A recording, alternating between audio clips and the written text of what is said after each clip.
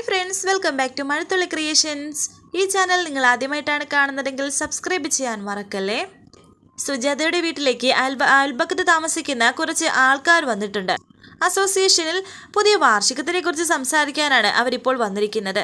അതിന് പച്ചക്കറികളൊക്കെ ജൈവ പച്ചക്കറികൾ തന്നെയായിരിക്കണം, അതിൻ്റെ ചാർജ് സുജാത മാം തന്നെയായിരിക്കും എന്ന് പറഞ്ഞപ്പോൾ സുജാത പറയുന്നുണ്ട്, അതിനിപ്പോൾ ഓർഗാനിക് പച്ചക്കറികൾ കൊടുക്കുന്ന കുറേ സ്ഥാപനങ്ങളൊക്കെ ഉണ്ടല്ലോ, അവരുടെ ആരെങ്കിലും കണ്ട് നമുക്ക് സംസാരിക്കാം. ഇത് കേട്ട് നിത്യ പറയുന്നു, അമ്മേ ഞാനൊരു അഭിപ്രായം പറഞ്ഞോട്ടെ. ജൂനിയർ ആണെങ്കിലും മോള് അസോസിയേഷനിലെ അംഗമല്ല എന്ന് സുജാതയും പറയുന്നുണ്ട്. ഞാനൊരു കാർഷിക ഗ്രാമത്തിൽ നിന്നാണ് വരുന്നത്. അവിടെ ജൈവവളം മാത്രം ഉപയോഗിച്ച് കൃഷി ചെയ്യുന്ന ഒരുപാട് പേരുണ്ട്. ഇങ്ങനൊരു അവസരം അവർക്ക് ആർക്കെങ്കിലും പ്രയോജനപ്പെടുകയാണെങ്കിൽ അത് നല്ലതല്ലേ? ഇത് കേട്ട് അതിലൊരാൾ പറയുന്നുണ്ട്, ഇതിനേക്കാൾ നല്ല ഐഡിയ മറ്റെന്താണ്? മണ്ണിന്റെ മണമറിയുന്ന കർഷകരിൽ നിന്നും നേരിട്ട് സംഭരിക്കുന്നതിൽ ജെനുവിനിറ്റി വേറെ എന്താ ഉള്ളത്? സുജാത മേഡം ഒന്നും പറഞ്ഞില്ല. സുജാത പറയുന്നു, എനിക്കും എൻ്റെ മോൾക്കും കൂടി ഒറ്റ നാവേ ഉള്ളൂ, ഒരൊറ്റ അഭിപ്രായമേ ഉള്ളൂ. അതുകൊണ്ട് മോള് പറഞ്ഞത് തീരുമാനിക്കാം. മാത്രമല്ല, നമുക്ക് അസോസിയേഷനിൽ താമസിക്കുന്ന ആർക്കെങ്കിലും ഒന്നോ രണ്ടോ ആഴ്ച കൂടുമ്പോൾ അവിടുന്ന് പച്ചക്കറികൾ കൊണ്ടുവരാനുള്ള ഏർപ്പാടും ചെയ്യാം. അപ്പോൾ മോളെ ആദ്യമായിട്ട് ഒരു ഉത്തരവാദിത്തം അങ്ങോട്ട് ഏൽപ്പിക്കുകയാണ് എന്നൊക്കെ അവർ സംസാരിക്കുന്ന ഇതേ സമയത്ത് ജീവനോടേക്ക് വരുന്നുണ്ട്. കേട്ടില്ലേ മോനെ, അസോസിയേഷൻ വാർഷികത്തിനുള്ള പച്ചക്കറികൾ നിത്യയുടെ നാട്ടിൽ നിന്ന് കൊണ്ടുവരാനാണ് ഇപ്പോൾ തീരുമാനിച്ചിരിക്കുന്നത് എന്ന് സുജാത ജീവനോട് പറയുന്നു. അതിന്റെ കാര്യം എന്താണ്? ഈ ജൈവവളം മാത്രം ചെയ്യുന്ന കർഷകര് അത് തന്നെയാണോ ചെയ്യുന്നതെന്ന് എന്താണ് ഇത്ര ഉറപ്പ്? ഇതൊക്കെ ഒരു ലേബലല്ലേ എന്ന് ജീവൻ പറഞ്ഞപ്പോൾ നിത്യ പറയുന്നു, അങ്ങനെയൊന്നുമില്ല, അവര് പാടത്ത് പണിയെടുക്കുന്നത് എല്ലാവരും കാണുന്നതല്ലേ, അവരാരും അങ്ങനെ ഒരു കൃത്രിമവും ചെയ്യുന്നതല്ല. എന്തായാലും ഒരു തവണ നിത്യയുടെ നാട്ടിൽ നിന്ന് കൊണ്ടുവന്ന് നോക്കട്ടെ ജീവൻ, അപ്പോൾ നമുക്കറിയാൻ സാധിക്കുമല്ലോ എന്ന് സാറ പറയുന്നു. അപ്പോൾ മോളെ, ഞങ്ങളൊക്കെ കാര്യങ്ങൾ ഏൽപ്പിക്കാൻ ഞങ്ങൾ ആരെങ്കിലും നേരിട്ട് വരണോ എന്ന് ഒരാൾ ചോദിച്ചപ്പോൾ സുജാത പറയുന്നു, എന്തിനാണ് പണിക്കരെ ബുദ്ധിമുട്ടുന്നത്? മോള് സാറേയും കൂട്ടി പോട്ടെ, എല്ലാം അവരെ ഏൽപ്പിച്ചിട്ട് മടങ്ങിക്കോളും. ഇത് കേട്ട് ജീവൻ പറയുന്നു, വേണ്ട, സാറയുടെ കൂടെ പോണ്ട, എനിക്കും അച്ഛനെ ഒന്ന് കാണണമെന്നുണ്ട്. അപ്പോൾ ഞാൻ കൂടി നിത്യയുടെ കൂടെ പോവുകയാണെങ്കിൽ എല്ലാം നടക്കുമല്ലോ, അതാണ് കാര്യം. അപ്പോൾ നിങ്ങൾ രണ്ടുപേരും കൂടി പോയിട്ട് വായെന്ന് സുജാത. അപ്പോൾ ജീവ ഇതുവരെ അസോസിയേഷന്റെ കാര്യത്തിൽ തൻ്റെ പങ്കാളിത്തം എന്ന് പറയുന്നത് വന്നും പോയും എന്ന് മാത്രമേ ഉള്ളായിരുന്നുള്ളൂ. പക്ഷേ ഇനി മുതൽ അങ്ങനെയല്ല, താനൊരു കുടുംബസ്ഥനാണ്. അതുകൊണ്ട് ഇനി നിങ്ങൾ രണ്ടുപേരും സജീവമായിട്ട് ഇടപെടണം. കൃഷി കാര്യങ്ങൾക്കുള്ള പൈസയും ലിസ്റ്റും കുറച്ച് കാര്യങ്ങൾ ഞാനിവിടെ എത്തിക്കാം കേട്ടോ, എന്താ നിത്യമോളെ എന്ന് ചോദിക്കുന്നു. സുജാതയുടെ മരുമകൾ വലിയൊരു പരിഹാരം ഉണ്ടാക്കിയെന്നും പറയുന്നു. പ്രാപ്തിയുള്ളവളാണെന്ന് തെളിയിച്ചിട്ട് തന്നെയാണ് പണിക്കരെ മോള് ഈ വീട്ടിലേക്ക് കയറി വന്നിരിക്കുന്നത്. എൻ്റെ മോൾക്ക് ഇനി ഒരുപാട് കാര്യങ്ങൾ ചെയ്യാൻ പറ്റും, നോക്കിക്കോ എന്ന് സുജാതയും പറയുന്നുണ്ട്. ഇതും ദേഷ്യത്തോട് തന്നെയാണ് ജീവൻ നോക്കിക്കാണുന്നത്. ഇതേ സമയം എങ്ങനെയെങ്കിലും 15 ലക്ഷം രൂപ സംഘടിപ്പിക്കാനുള്ള ശ്രമത്തിലാണ് ഹരി. ബാങ്കിലുള്ളത് മുഴുവനും എടുത്തു, അത്യാവശ്യമുള്ളത് ബാക്കിയുള്ളവരോടും കടം വാങ്ങിച്ചിട്ട്, എന്നിട്ടും അവർക്ക് കൊടുക്കാനുള്ളത് തികയുന്നില്ലല്ലോ. എന്ത് കഷ്ടമാണിത്, കയ്യിലുള്ളത് കൊണ്ട് എന്ത് ഭംഗിയായിട്ട് ജീവിച്ചിരുന്നതാണ് നീ, ഇങ്ങനൊരവസ്ഥയിൽ നിന്നെ ഞാൻ ഇതുവരെ കണ്ടിട്ടില്ലെന്നൊക്കെ വേണു പറയുന്നു. നമ്മുടെ ജീവിതം എന്ന് പറയുന്നത് നമ്മുടെ ഇഷ്ടത്തിന് എഴുതിയെടുക്കുന്നതല്ലല്ലോ, ആരെങ്കിലും എവിടെയെങ്കിലും ഇരുന്ന് എഴുതുന്നു, നമ്മൾ അതനുസരിച്ച് മുന്നോട്ടേക്ക് പോകുന്നു. ഇത്രയൊക്കെ ചെയ്തിട്ടും അവൾ നിന്നെ മനസ്സിലാക്കുന്നില്ലല്ലോ എന്നും വേണു പറയുന്നുണ്ട്. ഏറ്റവും കൂടുതൽ മനസ്സിലാക്കാൻ പ്രയാസമുള്ളത് പെണ്ണിന്റെ മനസ്സാണെന്ന് ഞാൻ വായിച്ചിട്ടുണ്ട്. അന്ന് പക്ഷേ എനിക്ക് തോന്നി പെണ്ണിന്റെ മനസ്സറിയാൻ ശ്രമിക്കാത്ത ആരോ അബദ്ധത്തിൽ എഴുതിപ്പോയതാണെന്ന്. ഇപ്പോഴാണ് മനസ്സിലാവുന്നത് എഴുതിയത് സത്യം തന്നെയാണെന്ന്. അതിൽ വീണയേക്കാൾ വലിയ സത്യം വേറെയില്ലല്ലോ എന്നും ഹരി പറയുന്നുണ്ട്. അവിടേക്ക് അമ്മാവൻ കുറച്ച് ആഭരണങ്ങളുമായി വരുന്നു. വീണയുടെ വിവാഹ സമയത്ത് നമ്മളെടുത്ത ആഭരണങ്ങളാണെന്ന് അമ്മാവൻ പറയുന്നു. ഒന്നിച്ചുള്ള ജീവിതത്തിൽ ഉപകരിക്കാനാണല്ലോ ഇതൊക്കെ കൂട്ടി വെച്ചിരിക്കുന്നത്, ഇത് കൊണ്ടുപോയി പണയം വിൽക്കുക എന്താണെന്ന് വെച്ചാൽ ചെയ്യേ എന്ന് അമ്മാവൻ പറഞ്ഞപ്പോൾ ഹരി പറയുന്നു, അത് വേണ്ട അമ്മാവ, വേറെ എന്തെങ്കിലും മാർഗം ഞാൻ കണ്ടുപിടിച്ചോളാം. വയ്യടാ, ഈ കാര്യത്തിന് വേണ്ടി നീ മറ്റൊരാളുടെ മുന്നിൽ ചെന്ന് കൈ നീട്ടുന്ന കാണാൻ എനിക്ക് വയ്യ മോനെ. ഇത് നിഷേധിച്ചാൽ നീ എന്നെ നിഷേധിക്കുന്നതായിട്ട് ഞാൻ കരുതും. വാങ്ങു മോനെ, ഇതാ എന്നൊക്കെ പറഞ്ഞ അമ്മാവൻ ആ പണം ഹരിയുടെ കയ്യിൽ കൊടുക്കാൻ നേരം അച്ഛ എന്ന് പറഞ്ഞ് വീണ ദേഷ്യത്തോടെ അവിടേക്ക് വരുന്നുണ്ട്. എൻ്റെ ആഭരണങ്ങൾ എടുക്കാൻ അച്ഛനോട് ആരാ പറഞ്ഞത്? അമ്മാവൻ പറയുന്നു, നിന്റെ ആഭരണങ്ങളോ എന്ന് വെച്ചാൽ നീ അധ്വാനിച്ചുണ്ടാക്കിയ പൈസ കൊണ്ട് വാങ്ങിച്ച സ്വർണ്ണമാണെന്നോ? ആണോ? ദേഷ്യത്തോടെ വീണ അവിടേക്ക് വന്നിട്ട് പറയുന്നു, അച്ഛനടുത്ത് കൊടുക്കുന്നത് മനസ്സിലാക്കാം, ഒളിപ്പില്ലാതെ ഈ മനുഷ്യൻ വാങ്ങിക്കുന്നത് ഓർത്തിട്ടാണ് എനിക്ക് ശങ്ക തോന്നുന്നത്. അവൻ ദൂർത്തടിച്ച് ചെലവാക്കിയ പണത്തിന് വേണ്ടിയിട്ടല്ല അവനിങ്ങനെ കഷ്ടപ്പെടുന്നത്. നീ ഉണ്ടാക്കി വെച്ച ഭാരം തലയിൽ നിന്ന് ഒഴിവാക്കാനാണെന്ന് അമ്മാവൻ പറയുന്നുണ്ട്. വാശിയല്ലേ?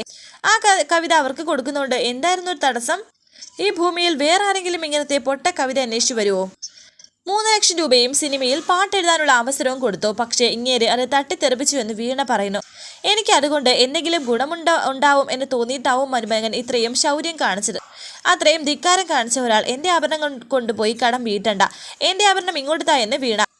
ഇങ്ങ് തരാനല്ലേ പറഞ്ഞത് എന്നൊക്കെ വീണ പറയുന്നുണ്ട്. അമ്മ വാദങ്ങ് കൊടുത്തേക്ക് എന്ന് ഹരിയും പറയുന്നു. ചില കാര്യങ്ങളെങ്കിലും വീണയ്ക്ക് നല്ല കണക്കുണ്ട്, അത് തെറ്റിക്കണ്ടെന്നും ഹരി പറയുന്നുണ്ട്. അമ്മാവനെ കയ്യിൽ നിന്നും ഹരി ആ ആഭരണം വാങ്ങിച്ചിട്ട് വീണയ്ക്ക് കൊടുക്കുന്നു. നിന്റെ സ്വത്തുവകകളിലൊന്നും എനിക്ക് താല്പര്യമില്ല.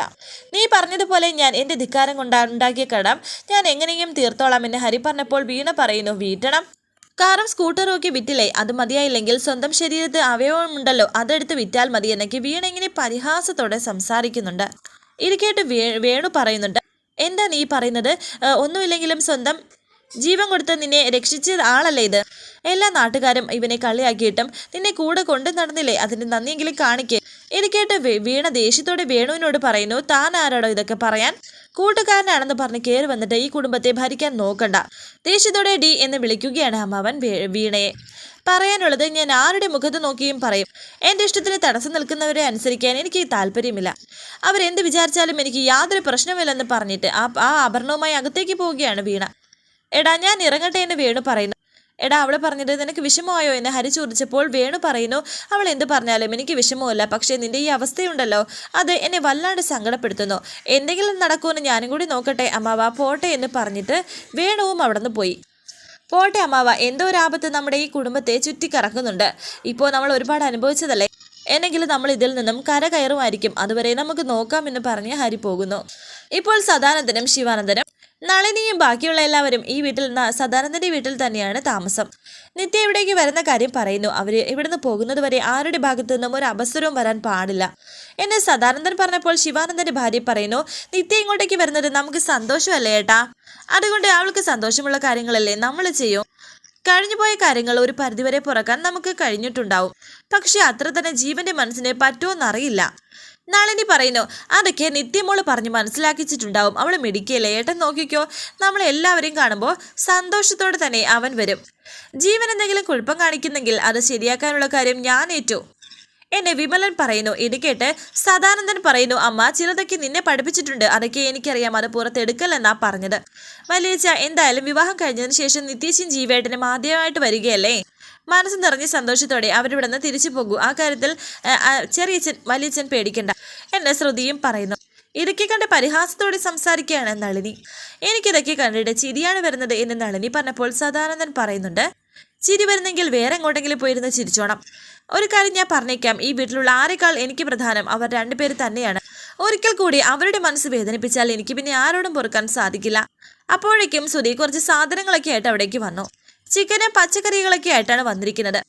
മാർക്കറ്റിൽ നിന്ന് സാധനങ്ങളൊക്കെ വാങ്ങിച്ചു വരാൻ ഞാനാണ് ഇവനോട് വന്നത്. എൻ്റെ കുഞ്ഞും ഭർത്താവും അല്ലേ, വഴക്കുണ്ടാക്കാൻ മാത്രമല്ല അറിയാവുന്നത്, സ്നേഹിക്കാനും അറിയാമെന്നൊക്കെ ശിവൻ പറയുന്നു. നളിനിയോട് ഇതൊക്കെ വാങ്ങിച്ചു വെച്ച് ഭക്ഷണം ഉണ്ടാക്കാൻ പറയുന്നു. നാത്തൂന് ഒറ്റയ്ക്ക് ചെയ്യേണ്ട, ഞാനും ചെയ്തോളാമെന്ന് ശിവാനന്ദന്റെ ഭാര്യ പറയുന്നു. നിത്യയും ജീവനും ഇവിടുന്ന് മടങ്ങുന്നത് വരെ നളിനി ഒരക്ഷരം സംസാരിക്കരുത് എന്ന് ശിവാനന്ദൻ പറയുന്നു. എന്തായാലും ഏട്ടനോടും മോനോടുമുള്ള വൈരാഗ്യം എന്നോട് കാണില്ലെന്ന് നളിനി പറയുകയാണ്. കല്യാണ മണ്ഡപത്തിൽ ഞാൻ ഗുണ്ടകളെ പോലെ പെരുമാറിയിട്ടില്ലല്ലോ എന്നും നളിനി പറയുന്നു. ഏട്ടാ, വിവാഹ മണ്ഡപത്തിൽ അങ്ങനെ പ്രശ്നമുണ്ടായത് തെറ്റ് തന്നെയാണ്, എന്നിട്ടും നടക്കാതെ വന്നു. ആ നിമിഷം വരെ അതാണ് വിധി. ഇനി എന്നെക്കൊണ്ട് യാതൊരു ബുദ്ധിമുട്ടും ഉണ്ടാവില്ല, ഇന്ന് മാത്രമല്ല ഒരു കാലത്തുമെന്ന് ശിവാനന്ദൻ പറയുന്നു. എടാ, ഞാൻ പറയുന്ന വാക്കുകളെ കുറ്റപ്പെടുത്താൻ നിങ്ങൾ ചിലർ ആർക്കെങ്കിലും തോന്നിയിട്ടുണ്ടാകും, പക്ഷേ ഞാൻ നിൽക്കുന്നത് വല്ലാത്തൊരു തീയിലാണ്, അത് മറക്കരുത്. അത്രയും പറഞ്ഞ് സദാനന്ദൻ അകത്തേക്ക് പോകുന്നു. ശേഷം അവര് പച്ചക്കറി അരിയുകയാണ്. നാത്തൂന് എന്തെങ്കിലും ഞാൻ വെച്ച് വിളമ്പി തരാം, കൊണ്ടുവച്ച് മുന്നിൽ വെച്ച് കൊടുക്കുക എന്ന് നളിനിയും പറയുന്നു. വിമലിനോട് പച്ചക്കറി കഴുകാൻ പറയുകയാണ് നളിനി. വിമലാണെങ്കിൽ ചിക്കൻ കഴുകുന്നു. വിമലിനെ കളിയാക്കുകയാണ് ശ്രുതിയും സുധിയും. നീ എൻ്റെ മോൻ്റെ മനസ്സിൽ വല്ലാത്ത സങ്കടമുണ്ട്, നീ ഒന്ന് മനസ്സ് വെച്ചാൽ എല്ലാ സങ്കടവും തീരുമെന്ന് നളിനി ശ്രുതിയോട് പറയുന്നുണ്ട്. അത് മനസ്സിലായില്ല എന്ന് ശ്രുതിയും പറയുന്നു. കാര്യം ഇവൻ മോഹിച്ചത് നിത്യയാണ്, നീയും സ്ഥാനം കൊണ്ട് മുറപ്പെണ്ണാണല്ലോ, നീ അവനെ കല്യാണം കഴിക്കുകയാണെങ്കിൽ നമ്മുടെ കുടുംബം എന്നും ഇതുപോലെ നിൽക്കുമെന്ന് നളിനി പറഞ്ഞപ്പോൾ ശ്രുതി പറയുന്നു, അമ്മായി സീരിയസ് ആയിട്ടാണോ എന്ന്. ഇത് കേട്ട് ചിരിക്കും പരിഹാസത്തോടെ ചിരിക്കുകയാണ് ശ്രുതി. എൻ്റെ പൊന്നമ്മായി, ഇത്തരം ആലോചനകൾ നടത്തുന്നതിനേക്കാൾ നല്ലത് നിങ്ങൾ എന്നെ അങ്ങ് കൊന്നേക്ക്. ശ്രുതിയാണെങ്കിൽ ഇത് കേട്ട് ചിരിക്കുന്നു. നളിനി പറയുന്നു, ചിരിക്കടാ ചിരിക്കുക, എന്നിട്ട് ഇവക്ക് പറ്റിയ ഒരുത്തനെ കണ്ടുപിടിക്കുക. നിത്യയ്ക്ക് പറ്റിയ ഒരു പറ്റിനേക്കാൾ വലിയ പറ്റായിരിക്കും ഇവൾക്ക് പറ്റാൻ പോകുന്നത്, അതോടെ നിന്റെ ചിരിയും തീരുമെന്നൊക്കെ നളിനി പറഞ്ഞപ്പോൾ അവിടേക്ക് ഇത് കേട്ടുകൊണ്ട് ശിവൻ വരുന്നു. ദേഷ്യത്തോടെ നളിനിയെ നോക്കുകയാണ് ശിവാനന്ദൻ. ഈ സമയം അവിടേക്ക് എത്തുകയാണ് ജീവനും നിത്യയും. വരാനിരിക്കുന്ന പുതുപുത്തൻ എപ്പിസോഡുമായി വീണ്ടും കാണാം. Thank you for watching. Please subscribe, like, share my channel.